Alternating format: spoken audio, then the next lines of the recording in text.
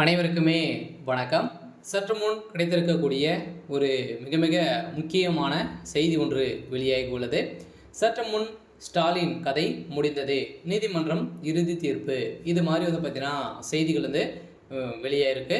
இப்போ முதல்வர் ஸ்டாலின் அவர்கள் வந்து பார்த்தீங்கன்னா வசமாக சிக்கிக்கொண்ட திமுகவுடைய தலைமையகமே வசமாக சிக்கிக்கொண்டு இருக்காங்க இல்லையா? அது இந்த டாஸ்மாக் உடைய நிறுவனத்தில் நடந்த ரைடின் அடிப்படையில் திமுகவுடைய தலைமையகம் வசமாக சிக்கி கொண்டிருக்காங்க. அதேமாதிரி உதயநிதி நண்பர்கள் அனைவருமே சேர்ந்து தான் இது கூட்டுக்கலவாணிகளாக சேர்ந்து தான் பார்த்தீங்கன்னா இப்போ இந்த 1000 மெகா ஊழல் வந்து நடந்திருக்கு அப்படின்றத நிரூபணமாயிருக்கு இல்லையா? இந்த டாஸ்மாக் உடைய நிறுவனத்தில் நடந்த ரைடின் அடிப்படையில் இரண்டாவது முறையாக வந்து பார்த்தீங்கன்னா 3 நாட்களாகவே ரைடுகள் நடந்தது. அதே மாதிரி தொழிலதிபர்கள், அதே மாதிரி உதயநிதி ஸ்டாலினுடைய நண்பருடைய வீட்டில், அதுக்கப்புறம் பார்த்தீங்கன்னா உதயநிதியுடைய வீட்டிலும் ரைடுகள் வந்து நடந்தது.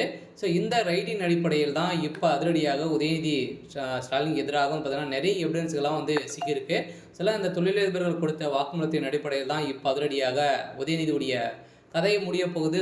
மூவருமே பார்த்தீங்கன்னா கைது செய்யப்பட்டிருக்காங்க. அமலாக்கத்துறை கஸ்டடியில் தான் வந்து இருக்காங்க. இதை பற்றி இந்த வீடியோவில் நம்ம முழுமையாக பார்க்கலாம். அதுக்கு முன்னாடி நம்ம சேனலுக்கு வந்து இப்போ தான் நீங்கள் முதல் முறையாக வந்திருக்கீங்க அப்படின்னா மறக்காமல் நம்மளுடைய சேனலை வந்து சப்ஸ்கிரைப் பண்ணி சப்போர்ட் பண்ணுங்கள். வாங்க வீடியோக்குள்ளே போகலாம்.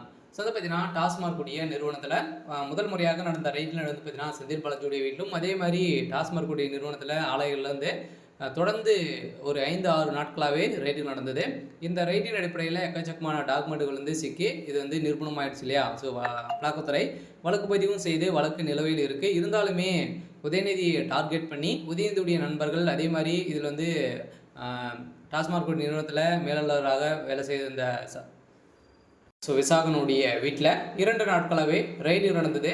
இந்த ரைடின் அடிப்படையில் தான் எக்கச்சக்கமான பணங்கள் மூட்டை மூட்டையாக சிக்கியது. அதை தொடர்ந்து தகுந்த எவிடன்ஸ்களும் வந்து சிக்கியிருக்கு. இந்த நிலையில் தான் இப்போ வந்து பார்த்தீங்கன்னா உதயநிதியுடைய கதை முடிய போகுது. அவர் கொடுத்த வாக்குமூலத்தின் அடிப்படையில் தான் இப்போ உதயநிதியுடைய கதை முடிய போகுது. உதயநிதி தான் அந்த பணத்தை வந்து வாங்கியிருக்காரு அப்படின்ற மாதிரி இப்போ தகுந்த எவிடன்ஸ் வந்து கிடைத்திருக்கு. இதனால் முதல்வர் ஸ்டாலின் அவர்களும் இப்போ அவருடைய கதை வந்து முடிய போகுது இல்லையா? பார்த்தீங்கன்னா திமுகவுடைய தலைமையகம் இன்னைக்கா நாளைக்கா அப்படின்ற மாதிரி தான் வந்து இருந்திருக்கு.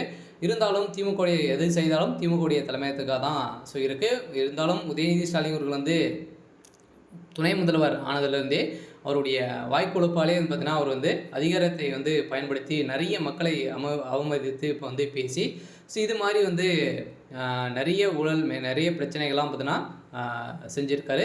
இந்த நிலையில் தான் இப்போ முதல்வர் ஸ்டாலின் அவர்கள் வந்து ஸ்டாலின் அவர்களுக்கு நீதிமன்றம் தீர்ப்பு வழங்கியிருக்காங்க. இன்னும் ஒரு சில தினங்களில் மத்திய அரசு வந்து பார்த்தீங்கன்னா கொடுத்துருக்கக்கூடிய ரிப்போர்ட்டின் அடிப்படையில் கூடிய விரைவில் முதல்வர் ஸ்டாலின் அவர்களுக்கு நீதிமன்றம் தீர்ப்பு வழங்க போகிறாங்க அப்படின்ற மாதிரி தகவல் வந்து வெளியே இருக்குது. ஓகே. இன்னைக்கான அப்டேட் வந்து பார்த்தீங்கன்னா இதுதான். மறக்காமல் நம்மளுடைய சேனலை வந்து சப்ஸ்கிரைப் பண்ணி சப்போர்ட் பண்ணுங்கள். தேங்க்யூ.